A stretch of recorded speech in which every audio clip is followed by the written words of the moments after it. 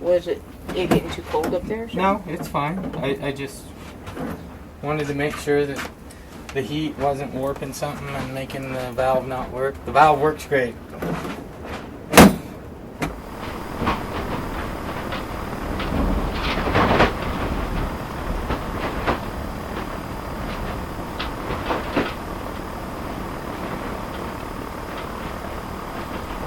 Hey guys, I'm out at Melanie and Darwin's at the Honeydew Carpenter, and this is my stove. So excited. They did a pre-burn on it last night for several hours to kind of see how it reacted to oxygen and everything, because he has changed the air intake a little bit so that it is now warm air instead of cold air that goes in, and it just looks like a completely different animal now. So I'm really excited. Darwin's going to go ahead and show us a burn. Wait. What? Yes. Look how pretty the door It is so pretty. And it's going to take up, I don't know, is it going to take up less space? It seems like it's much less bulky than the first way one. less space. We required 42 inches in length because yours had an exhaust that went out like that. Oh, that's right. Out the back. But everything that Darwin put in my stove was reclaimed, like from the Army surplus store and from a junkyard and a coffee can. Like the heat riser was made out of coffee cans, and he just put it all together. So this one, he's put, how many years? Has it been 2 years now? Or not quite. 2.5. Has it been that long? Yeah. Wow. Did you get the idea for the size and shape from your little Army stove? Or was it just kind of that this was the easiest? I had to have it that exact size for it to flow and work right. Okay. Because, and I determined that after a couple failures on yours. The thing is, in the tiny cabin, we had a stove this size, and it burned us out. We were way too hot.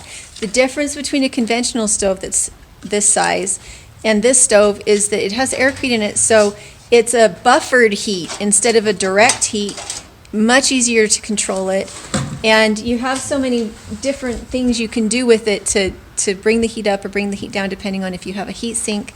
It's perfect for a big space. It's perfect for a small space. We've just really loved it. Because I just cut 22.5-degree angles out and turned 2 of them.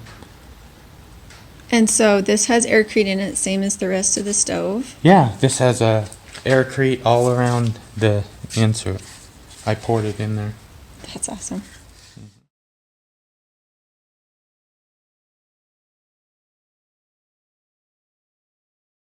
Do that again. Oh, I'm gonna leave these last ones to Papa after I fit it in, just to make sure how it fits in the deal. I'm sure it'll fit fine.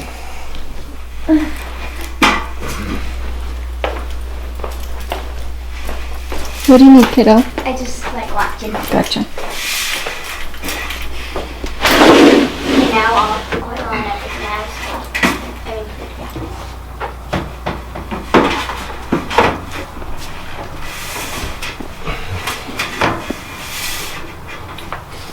Thoughts? Is it a little snug? Not really, because you see how that flexes in? Yeah. Look in the corners right here, especially where it bent on a divot like that. So those actually have bellied out. So this is bellied out. Here, I'll show you. See, look at this. Okay. You see that? So it's just about perfect. Because I'm going to take that weather seal styrofoam and put up all around here, and I'm going to shove a bead of it down in this groove, and then as I put it in, I'll just compress it from the other side. I'll have to take the screen out. Today? Or just when you come No, when I come back to put it in. Gotcha. With the Aircrete in it.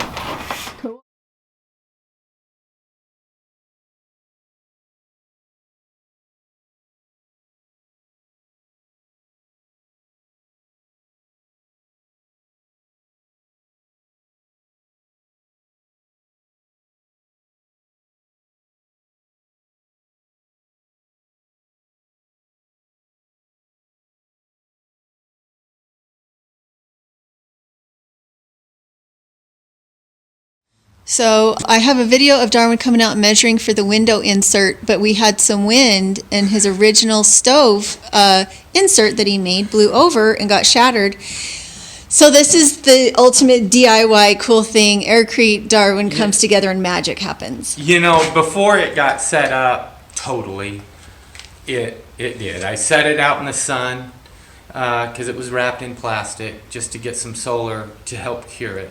And I left and forgot and left it there overnight, and the wind came and blew it over. And because it had that big stovepipe exhaust portal sticking out of it, you know, all the weight of it was on that one point, and it hadn't set up totally.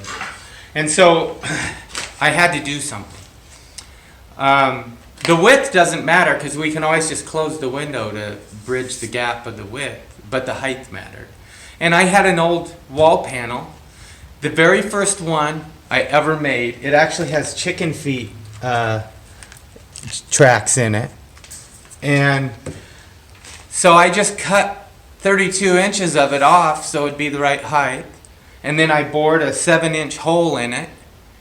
And I stuck her pipe through it and just mortared it in place. And it's been through a winter, so the freeze thaw hasn't caused any problems, no big cracks in it. No, you can look right here at the bubbles and stuff on the, and how hard it is. I mean, this thing is, you see, I can actually do that, but I mean, look at the bubbles and how hard they are. It's and has incredible. it just been out in the elements? It hasn't been in the shed the whole time, has it? Oh no, it's just been out in the elements. It was out under 2 feet of snow.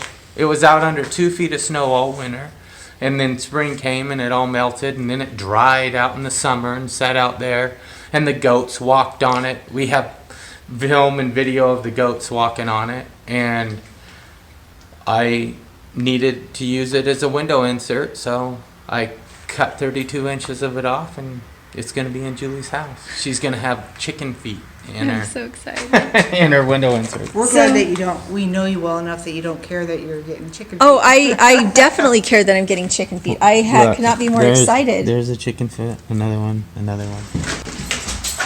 It used to be about twice that size, twice that wide. Is that right, Darwin? What? The wall panel, the window insert, I mean. Oh yeah, it was good. Oh my gosh, it's heavy. It must. It's got water in it, you see Yeah. how it's draining. Yeah. It got wet. Well, It was- we just- 27 inches It's been out in the wide. weather. Now it's 16 inches wide. Gotcha. That's gonna look cool, and it's gonna let a little more air into, or not air, light, a little more light into. Again. Okay, say it again. Okay. Go for it. It won't be as heavy when the water's all out of it. See, So it's just been I mean, look sitting. look at that. I just moved it and water's running out of it. And it's been in here drying all night. Once it gets saturated with water, it takes a while for it to all evaporate out. But Melanie and I picked it up and moved it after it sat in the sun all summer, and I mean, it was maybe 70, 75 pounds, the whole panel. And now it's Well, pretty and heavy. now It's pretty heavy right now with all it's that still water. maybe only 20 pounds, but you know. That's so cool. Wood doesn't react to water like that. It twists and bends and. That's true. And this this did stayed not. perfectly square. And I made the custom end for you. I just took my saw and cut out straight along here just so, and then I bent over the top with a 1/4-inch lip so I didn't cover your chicken foot. Because if I would have used one of these, it would have came clear into here Yeah. and cut off half your chicken foot. And I knew you would want it. There's love it. one, there's one, there's Part of one. one. I just love it. Is the window insert. It is full of Aircrete and it's brilliant. And then the stovepipe outside is also a double wall chimney with Aircrete. When we have a good bed of coals, I pull this up and it directs the smoke into the bench, around the bench, and then back up and out the window. And it never gets so hot that we can't touch it. There she is, guys. There's the Aircrete insert made out of the first panel of Aircrete with the chicken foot in it. And then Darwin put foam. And there's the stand for the stove.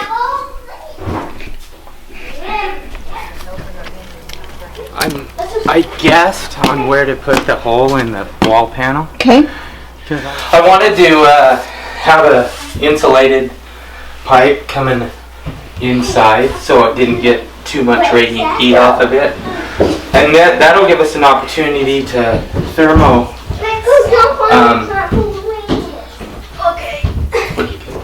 infrared thermometer where it's coming out, and then infrared thermometer the discharge and at what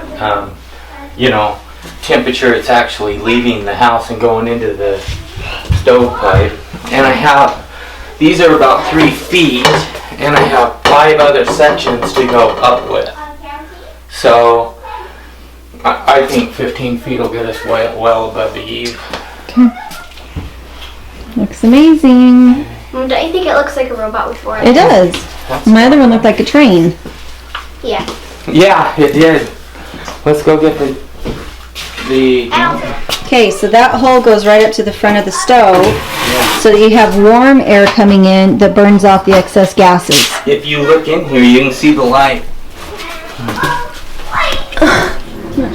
Oh, okay. Wait, it's. I saw it for a second, right there Yeah. at the end. Yeah, you see the light at the Yeah. end of the Of the tunnel. Getting too old. Look, Can't get up these and down. turn red after they get super glowing hot. Really? Yeah, Those are the gray ones? The black ones? the black ones. Yeah, I had this sitting right here like that. And so why do you have such a matrix of bricks and things in there? This, when the fire comes around, it creates 2 little horn curls as it comes up around, and it creates turbulence. And then when the additional oxygen is sucked in here from the negative pressure of the air rushing up,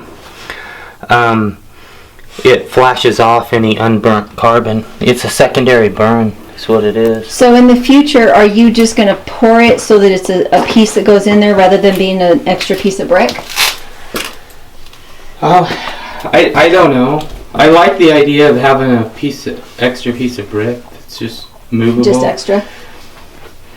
It's just easy. Okay. And I mean, I could just have 2 little small holes. But the reason you want these holes small is because you have a 4-inch riser with a certain amount of area. As the hot air rushes up it, this creates resistance because not as much air can come through these, and you get a negative pressure here, and that draws in the additional oxygen. Cool. Yeah. What if I eat this big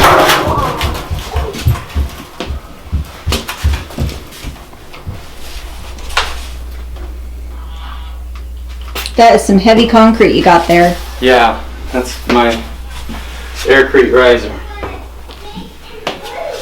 Okay, I'm gonna set it right here. Wait, Oh, did you want to put white caulk on it But first? I'm gonna fire caulk it first. Okay. So it's sealed. good. Okay, put it on.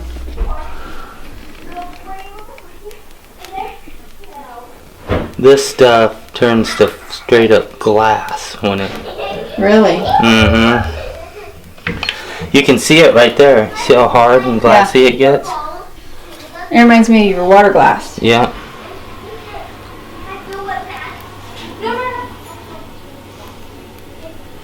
like this?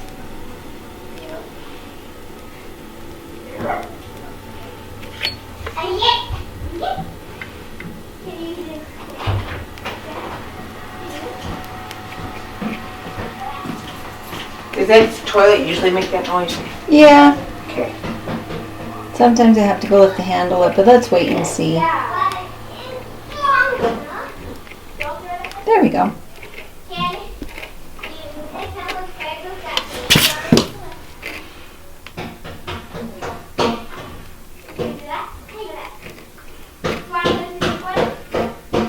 Kind of looks like the drawings of the original concept, doesn't it? Mm-hmm. The octagon shape. Mm-hmm. It's pretty neat. It's weird how I planned it like that. Yeah, it's a good spot for it. And the legs look just like the drawing. Yeah. It's weird how. It looks amazing. The crowning moment.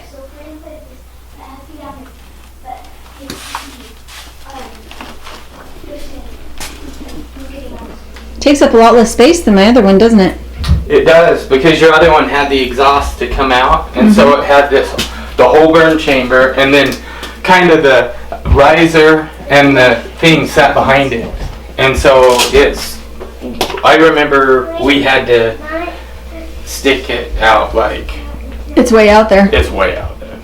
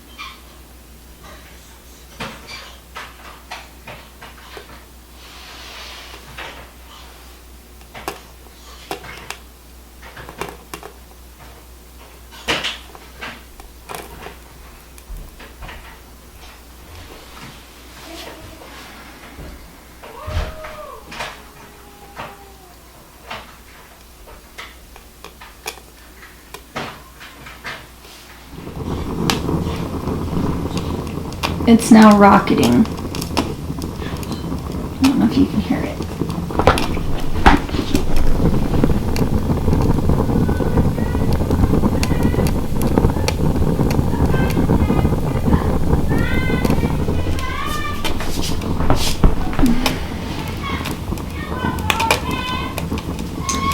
So this is the flaw that Darwin is going to fix. And that is that there are holes in the bottom, and instead of being like my stove out in the cabin, my stove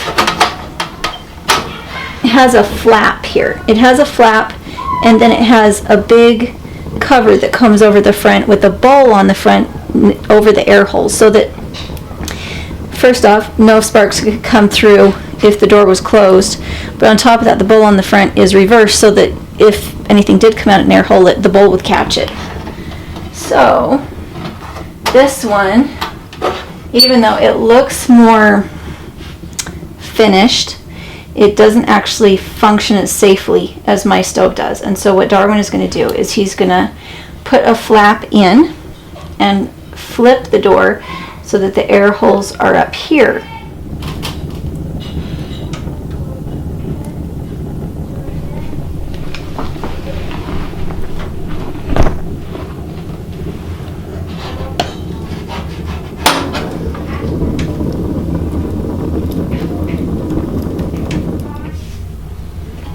Alright, I've put the fan on the top and also the heat indicator.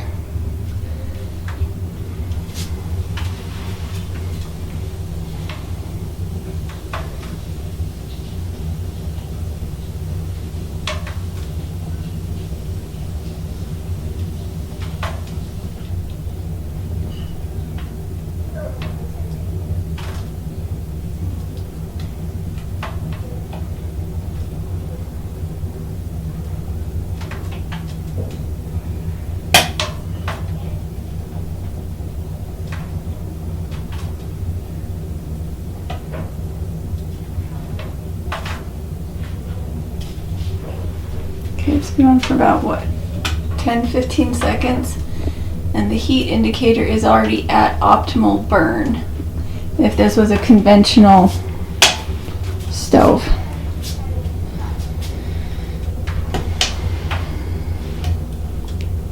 The fan helps just move some of that excess heat off.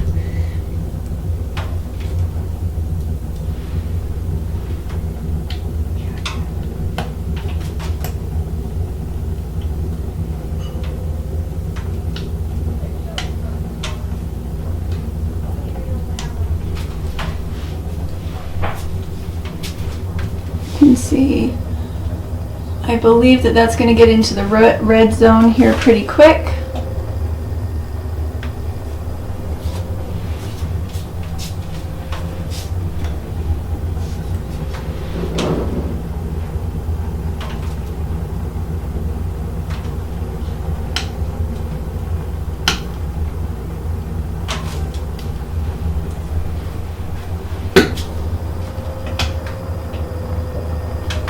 So it's showing right at 550 degrees.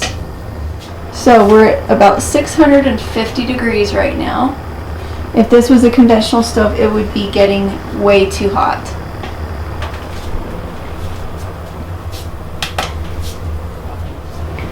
We are now in the red zone,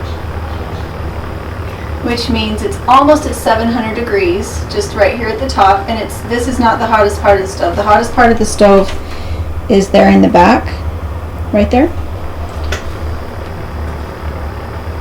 So we were well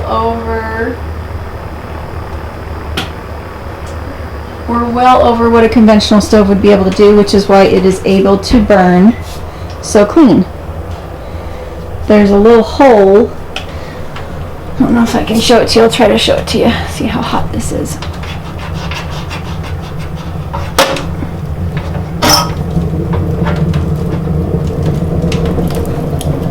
There's a little hole right there. I don't know if you'll be able to see it. There's a little hole right there that goes directly back into the burn chamber, and it adds extra oxygen. Starting to get super hot.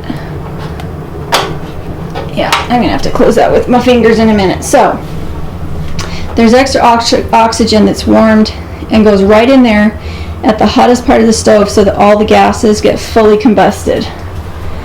So we are now over 700 degrees at the top of that stove. And when I have the fan on, the metal doesn't mound like this. It helps just get enough of that heat off that it doesn't just kind of sit in this space here overheating. This fan is now moving it up the stairs into the upper floor. Alright, so I closed these down. The stove is ticking because it's cooling down pretty fast. It's already dropped 50 degrees. It's now at about 675 instead of 725, and it's dropping quickly. And I would have liked to have left it open and let it just burn everything off, but for safety reasons I can't if I'm going to leave. And I have to go get kids ready to bed, so that's what we're working on. As we were going through this process of test burning this unit and whatnot, Julie discovered that when the wood will pop and crack, sparks will fly out of these. And I thought, you know, I can turn it around and put them up. And we decided to put the flapper on similar to the way it was in the cabin. When I say a flapper valve, it's a valve I'll pop rivet with a hinge and it'll just flap and it'll come down and leave no more than a half inch at the bottom to allow air to go in. The air will be, when the negative pressure is built up in the batch box burn chamber, it'll suck the air right where it needs to go at the bottom of the fan.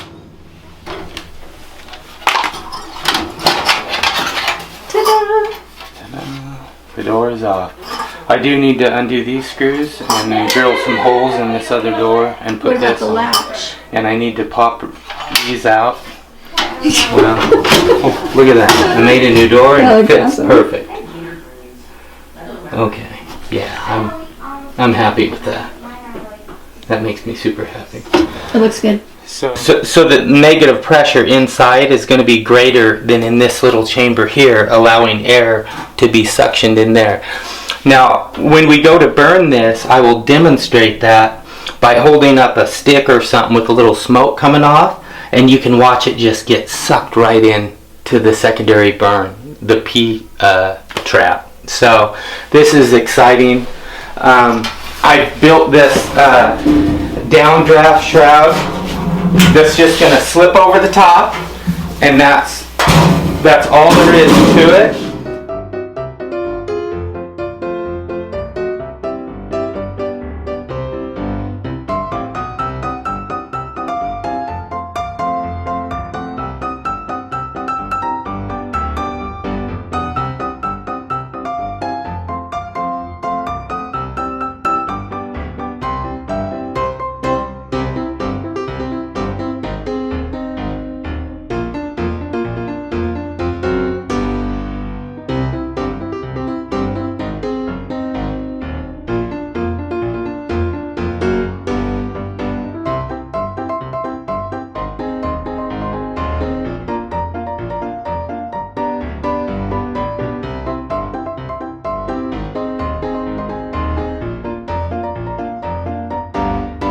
Right off the bat. I mean, it's Yeah, already that's different. sucking it. Yeah. And that's not typical with most rocket stoves. Most rocket stoves, they have to put a candle in there and shut the door and warm up the whole system before they can ever get it to move. And that's just not the case here. But did you hear that? That was fast. Did you hear that? Because it sucks oxygen right on the fire, right there. And So it's already starting to rocket. yeah. I mean, you hear it? I've never had it light up that fast. Even on the other stove out there, Right. it hasn't lit up that fast. Sheesh. You hear it? Oh my gosh. Get the noise That of was that. so stinking Try and get fast. some noise on it. It's already rocketing. Yeah? That's the coolest thing ever. And the thing is, the airspace here is less than the airspace created by these 10 holes. But it's directed and it's moving Right. because it's coming from underneath. So, yeah, this is super cool. Now, Dang. if anything pops and it comes out, Yeah. there you go. There It's you just go. gonna hit the door and fall. What'd I do? I don't think you did anything. I think the top popped up. Oh, because it's getting hot really fast. Oh, yeah. The heat. The top went boing. The key is that additional oxygen in the secondary burn chamber. See, on hers out in the cabin, it had an exhaust that came out the back of the burn chamber, and then the vortex was built around the top of that exhaust, and I just had glue stick holes into it. And so it immediately took off, and it would take the extra oxygen and burn in the secondary burn. This one wouldn't, because I put the secondary burn along the top of the burn chamber, and any dampering or negative pressure that was created in there was just a negative pressure in the whole system. There was no differential that would allow more negative pressure in the burn chamber so that it would suck air through the auxiliary. And so you don't even need to ever damper these or mess with them. Right. Even though you can. It's just an emergency shut off Yeah. if you need it. I mean, you don't. Yeah, that's it. It's just kind of shutting off, shutting on. Because it always works best as long as you have the mass around it. It absorbs the heat so you can buffer. I don't want you in here though, honey. There's stuff. It's already over 200 degrees. Just put it right here and thank you for getting it. Look at that. It's already over 200 degrees. Yeah. We are at about 3.5 minutes. Yeah.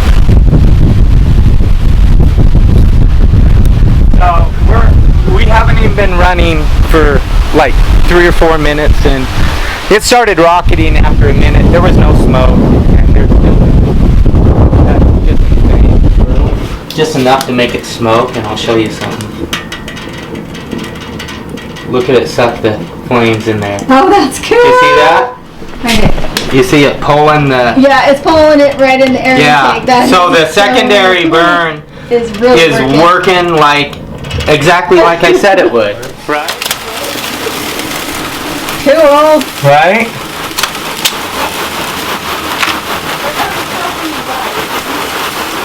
Oh, you see the, and then I just shut it. Yeah. You see the moisture just moved around through all the sand. Yeah, it did.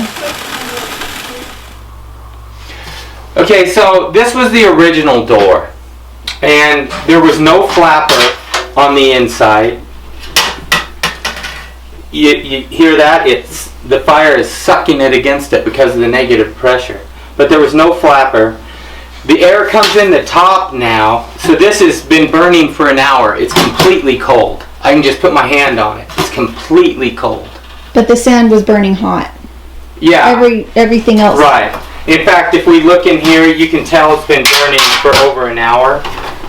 I mean, the wood we put in it is burned down. But it's still fluing hard, and none of this takes in the cold air up here, forces it to go down and in the bottom, and the door stays completely cold because of that cool air rushing by it. The stove gets a little uncomfortable to touch, but it took a long time to get to that point. yeah, it took an hour. We could run it for another half hour or so. And this issue right here is completely solved. Because of the way the air rushes through here, there's no way that the heat from the fire can backdraft up and make your door hot. This isn't even that hot because the fuel is diminished and it's pulling the cool air by it. So this whole system that we just did here, where the air goes in, down, and in, It's brilliant, accidentally. is an amazing accident. Yes. It is. It makes the stove, it just gives it an extra safety level. This sand is warm, but it was only exhausting at maybe 140 degrees because I could still touch the exhaust. It was completely cold when we started it, so I would say to get this sand completely warmed up and the stove completely warmed up to where it would stay hot for 8-10 hours, we'd probably, from a straight cold, have to run it for an hour and a half. Because it's been running about an hour, and it's not as hot as I would like it. I'd like the mass to heat up a little more than Hey, that. look. The fan started again, and the fire is only just a few coals now. Do you see that? Yeah. It started the fan back up, even though it's not. Right. The fire's not even going And anymore. that fan requires 250, 300 degrees stuff or something. I had removed the fan for a minute while we were playing with the sand, so Yeah. pretty cool. But I like it. Go check out the Honeydew Carpenter. He's got the foam mate on his Etsy store, and he'll have the PDF up. Right, and we have pre-sale for the stove plans. On our Etsy store, we have all the foam mate stuff. This has not been released on Etsy yet. I'm glad that we went through this process of test burning it and getting out all the kinks so that I could make any augmentations to the drawings and addendums to them. Because I don't want to send out a substandard product. And I would have sent it out with the original door drawing, and it's completely ended up being different, and we actually added a whole nother element to it with that flapper. It forces the oxygen right along the bottom of the batch box.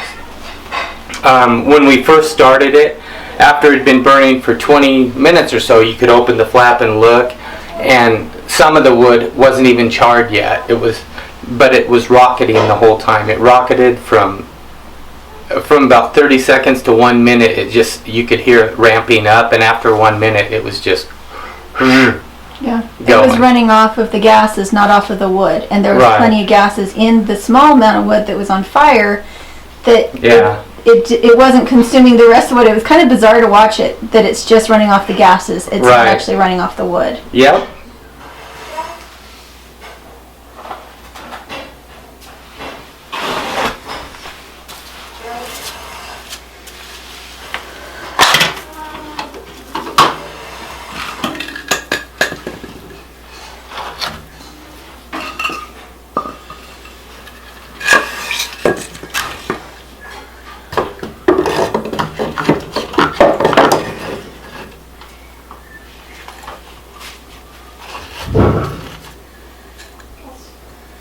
Guess what, Mom? Yeah. I'm starting that hill today.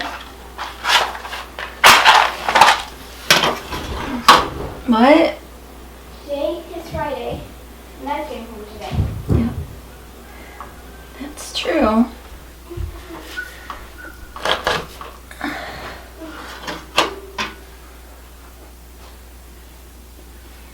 Seems like we have a cat.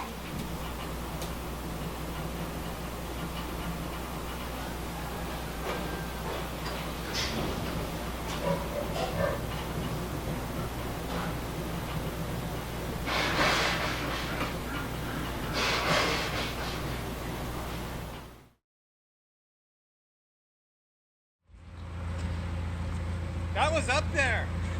Did it work? Huh? Did it work, and is it still coming out the top?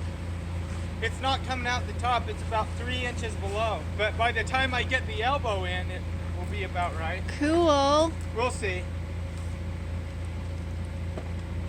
You ready for this perlite, babe?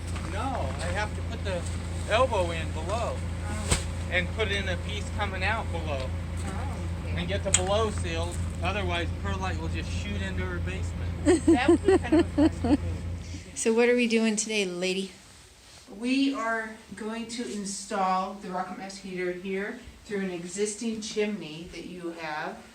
But the chimney is too big for the rocket mass heater, and it will decrease the energy, and it won't work as properly as it should. So we are putting an insert down through this, and then we're going to insulate it with perlite.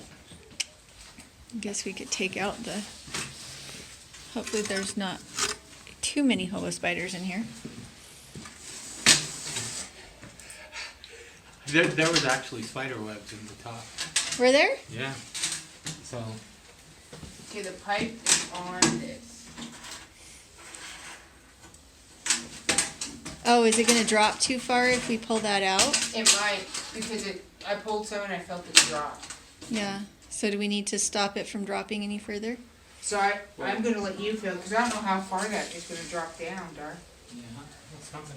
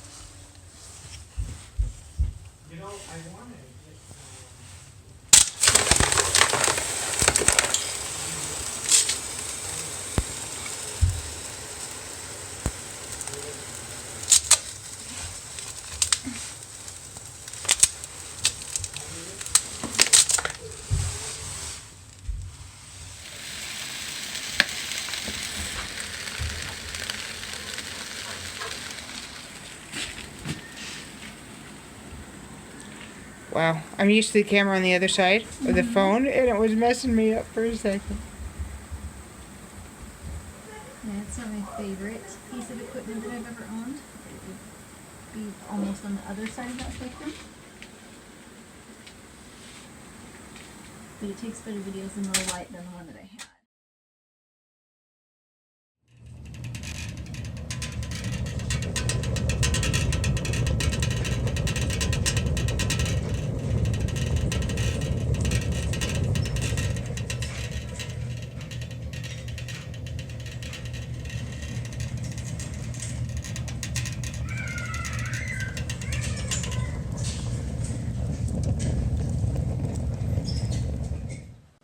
this is our basement, and this is the rocket mass heater. We had it in the other room to show that we could run the chimney out of a window, which we did. We had a window insert in there, and I'll put the link in, and I'll probably even put in a little bit of a clip showing you that. But then we wanted to show that you can run a rocket mass heater out an existing chimney. This existing chimney was 8 inches at the bottom and 6.5 inches at the top. And all the chimneys that we've used with the rocket mass heater that have worked have been insulated. The one that goes on the outside of the house is Aircrete. The one that we did on the inside of the house is perlite. And the reason for that is that if you ever want to pull it out and you want it to be simple, all you have to do is break this little cap. You break this little cap and then all the perlite will just come rushing out. So it's not a permanent thing. If you decide you don't like it, which I don't know why you wouldn't, even a regular wood stove works better with an insulated chimney. So by insulating the chimney, it means that your draw always works and you don't have to worry as much about creosote. And if it's really cold outside, you don't have back puffing into your living space. Now, what you see around here is a big box of sand that I am experimenting with to see as I put sand into the shroud. More sand means more heat let off later. Less sand means that the room heats up faster when I first start a fire. So that's the difference it makes. More sand means though that the room heats up slow, but at night it holds the heat and lets it back out. If I have 0 sand in here, I have lots of radiant heat, but no mass holding the heat in for later. This is ash, the little tiny bit of ash that we had, and it was 2 days straight of burning. And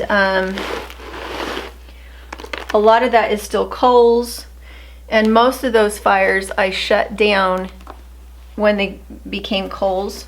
So we had a little bit more ash than we usually do. All right, this is the shroud. The heat riser is actually in here, in this space. The sand is in here. And I only have it about, see if you can even see the sand.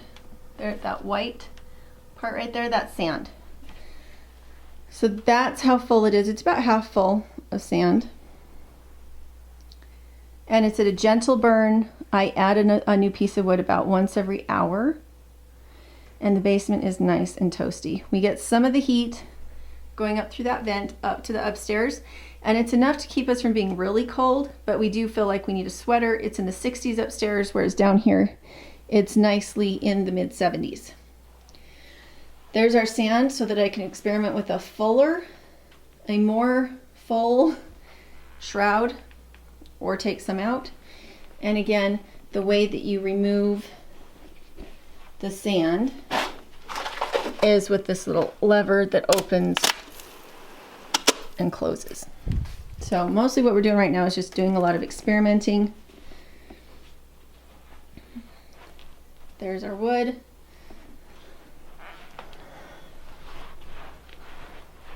It's not roaring very loud if I just have coals in it, because what is creating the roaring is all those gases rushing up the chimney.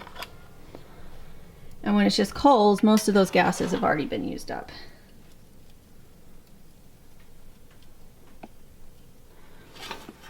So this is going to be tricky. I'll have to leave you guys here for a second. There we go. Can you still see? All right.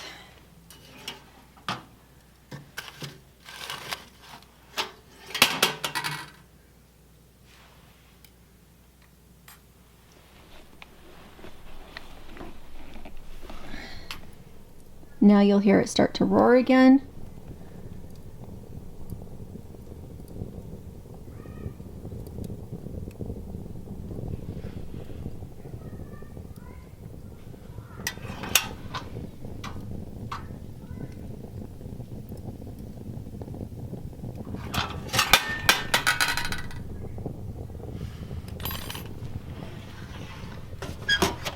And once I have a really big bed of coals in here, and I have a really, really hot fire. Usually I can tell by the speed of the fan how hot it is.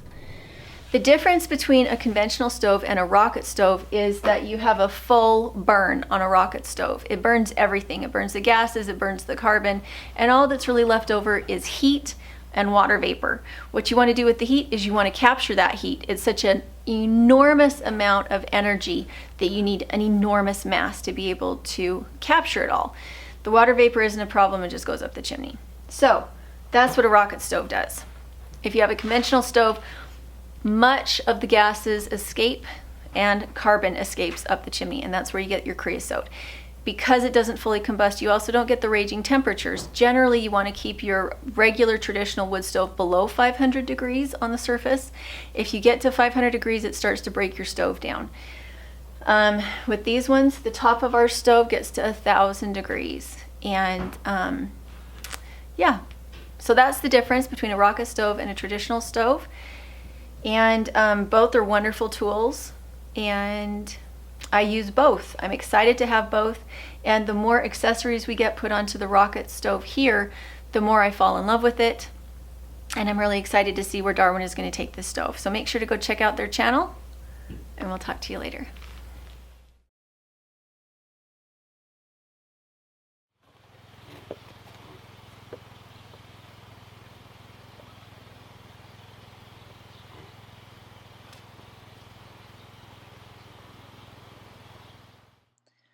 For those of you who are more into permaculture and low-tech building with cob and clay and maybe even mushroom insulation, I have a little ad here from Paul Wheaton over at the Wheaton Labs. He is doing a Kickstarter from one of his big classes, and the Kickstarter is for funding the editing and making of the video from that class, if that makes sense. So I'm just going to let Paul tell you about it in his own words, since I wasn't there, and explain what his new Kickstarter is about. Thanks for watching. I'm Paul Wheaton, and this is my 13th Kickstarter. Because I'm keen on low-tech stuff, I've hosted a permaculture technology jamboree for several years now. Usually about a dozen instructors leading a bunch of builds showing off their expertise. One fella felt you needed to see this stuff, so he took a bunch of video with the idea that we might make a movie. Paul was like, hey, you want to come out to the PTJ and teach mushroom insulation? Yes, of course I want to do that. Developing communities centered around food preservation, food sharing. I want to see if there can be a low smoke, low fuel wood kiln. A lot of the way that the infrastructure of civilization is put together is highly destructive. You can't do that forever. We need more people who feel confident in their ability to build something out of nothing. So it outperforms the conventional standard materials, completely fire resistant. Do you want me to show you the propane thing?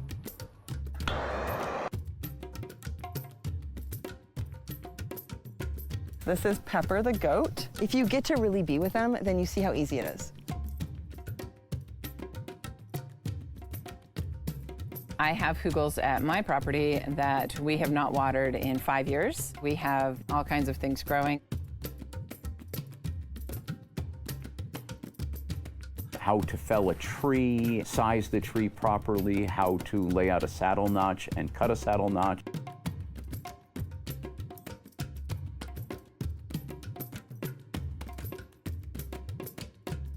He started with a system that worked up to providing like 400 gallons of really beautiful water every day.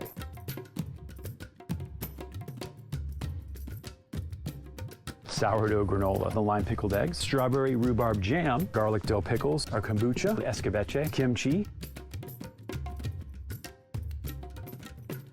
The rocket heaters have set aside for me a major impediment to happiness. It had to be possible, and it totally is. We've already, in the first firing, done things that are almost impossible in a wood-fired kiln. Here, everybody's kind of on the same page, and so you can go farther with the conversation. Figuring out how to make the infrastructure of civilization actually regenerative. You get to build things that are beautiful. You get to advance methods, techniques, and schools of thought that make the world a better place, that make the broken things heal a little more, and I think it makes a big difference. So here we are trying to make a movie. And this is the Kickstarter question. Do enough people want a movie to justify the costs of making a movie?